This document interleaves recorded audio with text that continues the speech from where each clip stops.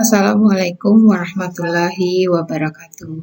Apa kabar Anda semua? Semoga Anda semua dalam keadaan sehat walafiat ya. Baiklah, bertemu lagi dengan Ibu Liza dalam pembelajaran fisika.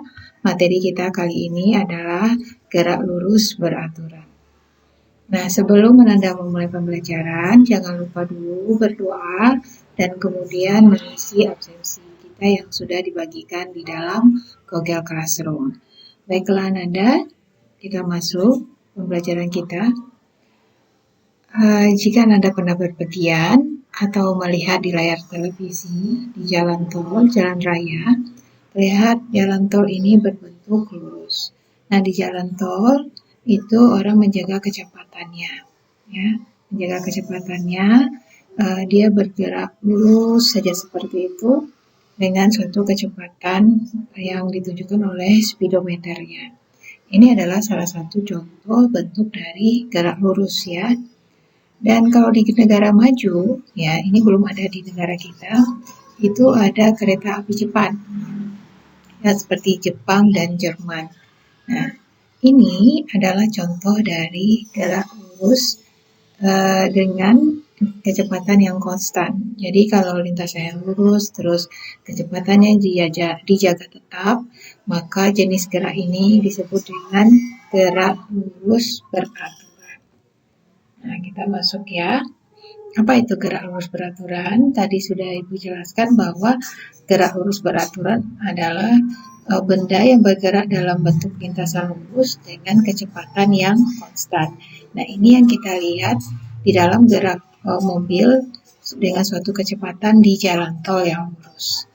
Nah, kemudian apa syaratnya dari gerak lurus beraturan? Karena kecepatannya konstan, berarti nilai dan arah kecepatannya dalam keadaan tetap. Kenapa seperti ini? Karena kecepatan masuk ke dalam besaran vektor. Besaran vektor punya nilai dan arah. Kecepatan konstan berarti nilainya tetap dan arahnya juga harus tetap. Jadi tidak berubah ya. Kita ambil ilustrasi. Misalkan ini Ananda pagi mau pergi ke sekolah. Ya, dari rumah mau ke sekolah. Berjalan kaki saja karena rumahnya dekat ya. Nah, berjalan dari rumah ke sekolah. Dari panah Ibu ini dari rumah ke sekolah. Ini arahnya. Kemudian berjalan kaki dengan santai kecepatannya 1 meter per sekon. Ini sudah bisa dikatakan kecepatan konstan. Karena dari rumah ke sekolah, arahnya satu saja, tidak kemana-mana. Kemudian nilainya tetap. Anda menjaga kecepatan Anda berjalan kaki dengan kecepatan 1 meter per sekon. Nah, di sore harinya setelah pembelajaran selesai, Anda pulang dari sekolah ke rumah. Karena masih fresh, bertemu dengan teman-teman, kecepatannya juga 1 meter per sekon. Rumah dekat ya, jadi santai saja. Tapi apabila dari rumah ke sekolah, terus lanjut balik lagi ke rumah, walaupun besarnya sama, ini tidak bisa dikatakan kecepatan konstan. Kenapa?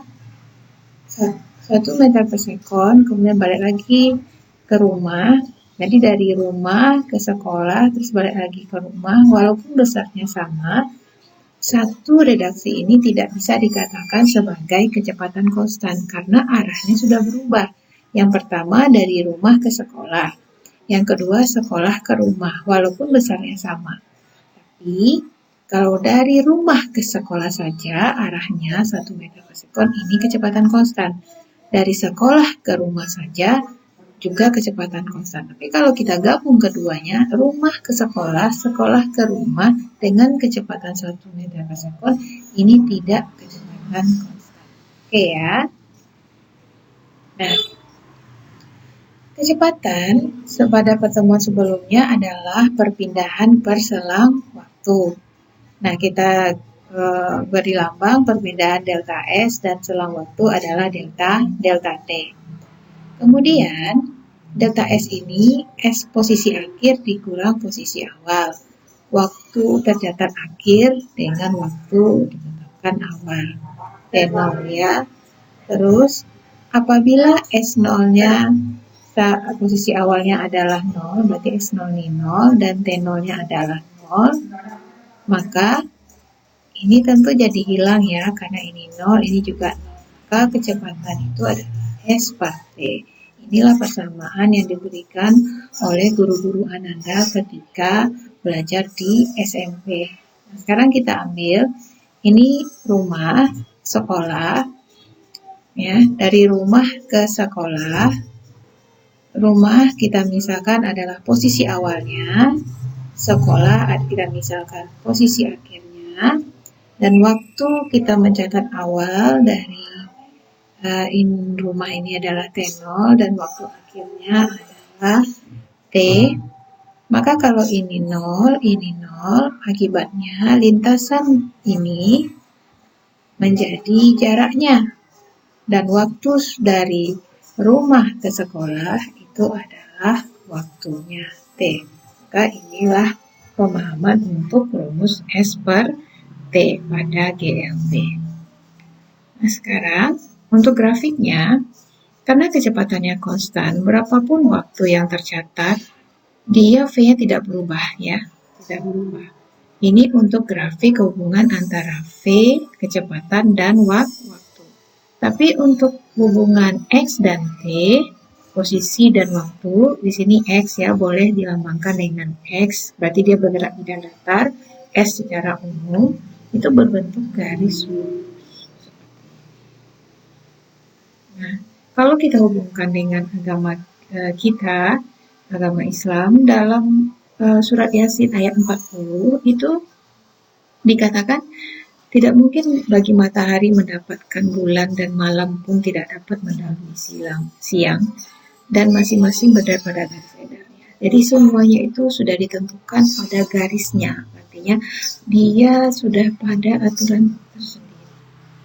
Ya, semua sudah diatur oleh Allah Subhanahu wa Ta'ala. Begitupun dalam kehidupan kita, kita mengikuti garis kehidupan kita sebagaimana mestinya. Oke, Nanda. Ini pelajaran kita untuk GLB.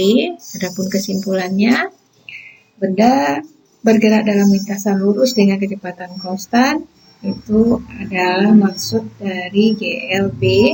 Kemudian syaratnya adalah kecepatan konstan berarti nilai dan arah kecepatan dalam keadaan tetap. Terima kasih atas perhatiannya. Sampai ketemu lagi dalam pembelajaran berikutnya. Assalamualaikum warahmatullahi wabarakatuh.